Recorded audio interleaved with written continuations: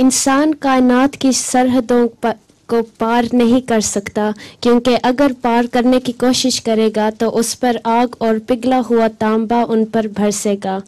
سوال یہ ہے کہ امریکن لوگ کیسے چاند پر چڑھ گئے تھے؟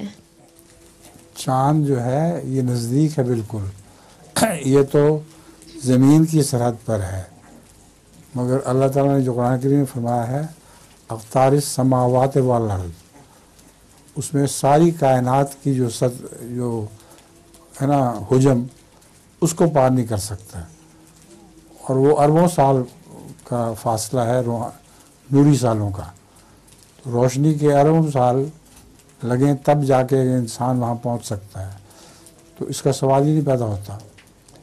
یا معاشر الانس یا معاشر الجن والانس ان استطعتم ان تنفذوا من اقطار السماوات والارض فانفذوا لا تنفذون الا بسلطان فبأي آلاء ربكما تكذبان۔ یہ قرآن کریم کی آیت ہے، اس کا مطلب ہے اگر تم زمین و آسمان کی اقطار سے نکلنے کی کوشش کرو گے تو تم کبھی نہیں نکل سکو گے مگر سلطان کے ذریعے۔ سلطان کا مطلب ہے دلائل کے ذریعے۔ بس جو ساری کائنات کی خبریں سائنسدان لاتے ہیں وہ خود جا کے نہیں دیکھتے، وہ استدلال کرتے ہیں، اور بہت سی چیزوں کے استدلال کر کے وہ اندازہ کرتے ہیں کہ وہاں کیا ہو رہا ہوگا۔ ٹھیک ہے، تھینک یو۔ ٹھیک ہے۔